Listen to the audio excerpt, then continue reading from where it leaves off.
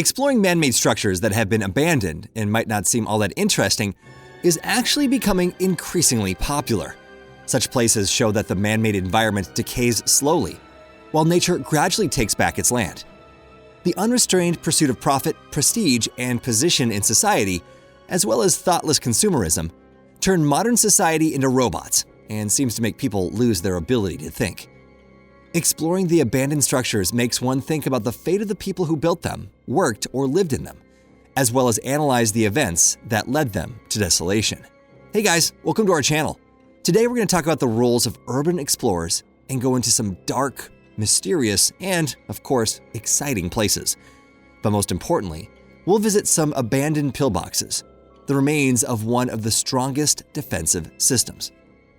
Have you ever been to a bank vault?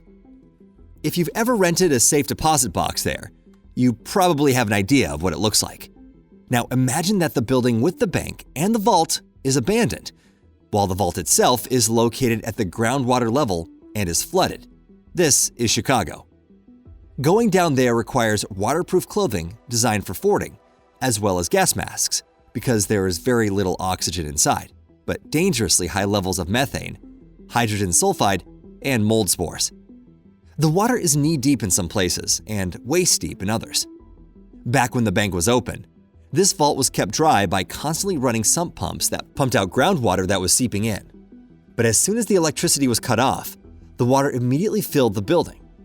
There are many rows of safety deposit boxes, but all of them are so rusty that it's impossible to pull them out to see if there's anything inside. To be honest, I thought that such an object would have at least some kind of protection. This amazing place is located in Germany, abandoned Earth station of Space Communications Service. Just think about it. Once upon a time, it was in this place that they kept in touch with spacecraft or other Earth stations through relays located in space. It was from here that the control and management of spacecraft was carried out. And now, it's completely deserted. Now, it's obvious that the station was equipped with everything necessary for its operation, as well as for the employees' break time. The urban explorers keep the station's location secret. Perhaps that is why the scavengers haven't gotten to it yet. And how about the opportunity to explore a real spaceship? Some residents of the Netherlands went inside the hangar on the territory of the Baikonur Cosmodrome, which once housed the Soviet spacecraft Buran. The abandoned hangars at Baikonur hold the memories of one of the most ambitious space programs of the USSR. The construction of the spacecraft began in the 70s. It was supposed to perform tasks both in the peaceful exploration of space and as part of military programs.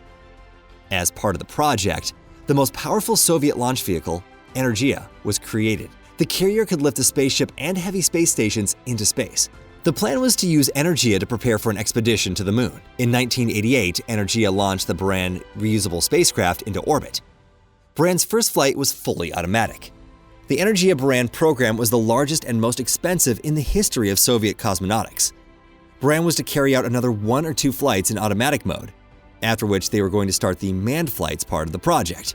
However, in 1990, work on the program was suspended, and in 1993, after the collapse of the USSR, the program was shut down altogether. It should be clarified. The spaceship that the explorers found wasn't Buran. The real Buran that was in space was completely destroyed on May 12, 2002, during the collapse of the roof of the assembly and test building of the Cosmodrome. The remains of Buran were dismantled and sold for scrap. The spaceship, which was filmed by the explorers, is the so-called Product 1.02, or Beria, a copy of the Soviet spacecraft. An equally amazing attraction is located 30 kilometers from the city of Glenzik, in southern Russia. It is the African cargo ship Rio, which ran aground near the village of Kabardinka in 2018. It soon turned out that the insurance wasn't going to cover the cost of getting the ship back on the water. Thus, people were deported, but the cargo ship remained. The entrepreneurial local residents started holding illegal tours of the ship and even opened a cafe nearby, which the authorities shut down in just 2 days. There are no fences around the ship, so one can come close to Rio and enjoy the view of the 146-meter vessel. The width of the Rio deck is 22 meters, and the length of the keel is 16 meters, about a 5-story house. A year later, the ship was bought out, and its further fate is unknown. In 1921, a large coal power plant was built in the suburbs of the Belgian city of Charleroi. The wide pipe next to the power plant is a cooling tower, a device for cooling water. It appeared here in 1977. Water sprayed from the central hole and fell onto numerous gutters, along which it flowed to the edges. The wind entering the pipe through the base of the tower created air currents, which contributed to the cooling of water. The power plant IM cooling tower was pumping 480,000 gallons, 1,800 cubic meters of water per minute. In 1958, the power plant was converted and coal was replaced with gas. But it didn't save it from being shut down in 2007. Studies have shown that the power plant accounted for 10% of total carbon dioxide emissions in Belgium. Moreover, colonies of pathogenic bacteria developed in the humid and warm microclimate of the gutters, which could cause mass infections. It was decided to shut down the plant, thus it's been abandoned for 15 years now. The cooling tower is a popular attraction for urban explorers from all over the world.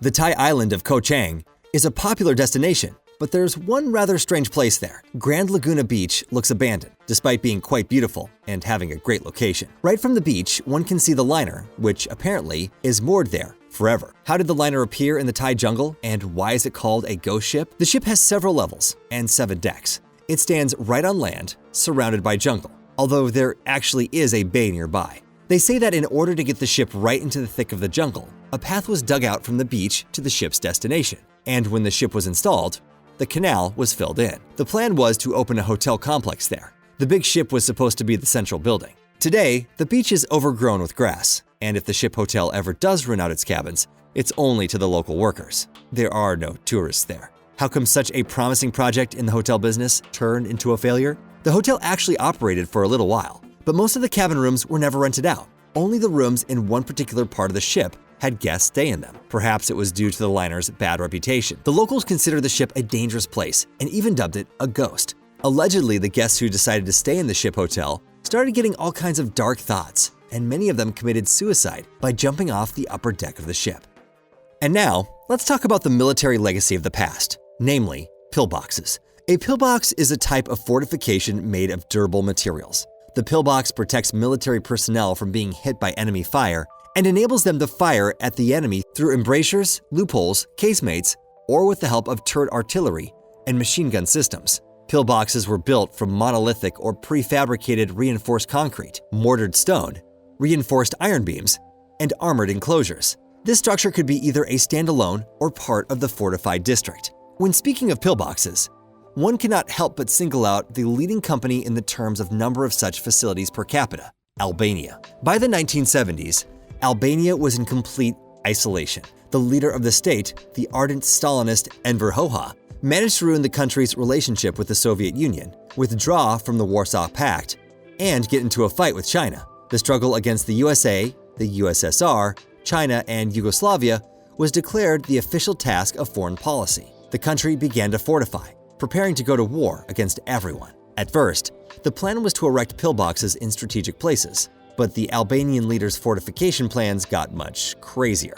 Real defensive structures are usually built in secret and camouflaged, but Albania built pillboxes defiantly. The construction of pillboxes became a gigantic propaganda project. The area of Albania is 28,700 square kilometers, and its population is about 3 million people, while the number of concrete pillboxes is over 700,000. The entire population could hide in them all at once. It is believed that the construction of the network of pillboxes cost each Albanian 760 euros at the exchange rate of 2006. Under Hoxha, the average resident of the country earned 19 euros a month. After the death of Enver Hoxha in 1985, the fortification program was quickly shut down, and in 1991, Albania turned into a post-totalitarian country with a transitional economy. The Albanians were faced with an idiotic task: to destroy pillboxes built at their own expense, also at their own expense. The impoverished residents of the country with an acute housing crisis started using the abandoned fortifications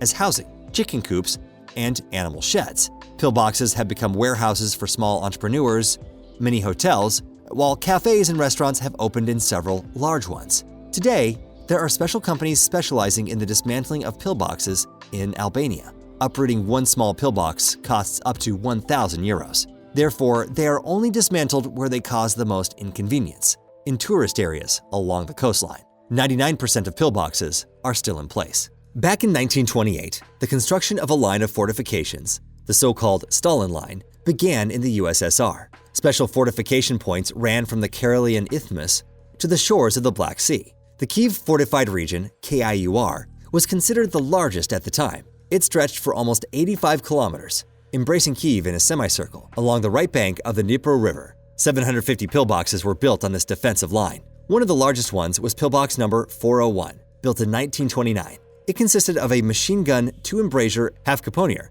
as well as 2 embrasures in a branch of the underground passages and a 3-story casemate. There was an entrance on the ground floor, as well as machine gun positions and observation steps to the right of the entrance. Opposite the entrance, there was an embrasure for shooting at the entrance. The second floor had a small room for fighters or an arsenal. On the third, lower level, there was an exit to the underground passages, posterns that led to emergency exits away from the pillbox. The length of the underground passages, together with side branches and parallel passages, was 510 meters. The pillbox was fired upon, but didn't get seriously damaged, and has thus survived to this day. Of course, the marauders had dismantled all the metal parts, but the basic structure remained intact. In 2006, the first Ukrainian horror movie, Stoinia, was filmed there, and the pillbox became a popular tourist and urban exploration attraction. There is an unusual rock fortification on Risky Island in Primorsky Krai, Russia. Rock Caponier number 10, known as the Skala Pillbox, was built in 1934. The Skala Caponier was built in a rock on the western coast of Ostrovnaya Bay to protect the coast from a possible enemy landing. Basically, these are two embrasure flank fire half caponiers that hang over the water from both sides of a steep rock. They are interconnected, thus forming a 4-embrasure caponier. One of the pillboxes hanging over the water had the main entrance, while the other one had the emergency exit. The combat casemate of each caponier has 2 embrasures for machine gun flank fire, and the main entrance is fortified by an additional small embrasure for a rifle. The connecting poster has a passage out of it, leading to a small room where the ammunition is stored. Well, that's all for today. Be sure to like the video if you enjoyed watching it. Comment below, let me know if you've done any unique urban exploration yourself. And don't forget to subscribe to our channel too.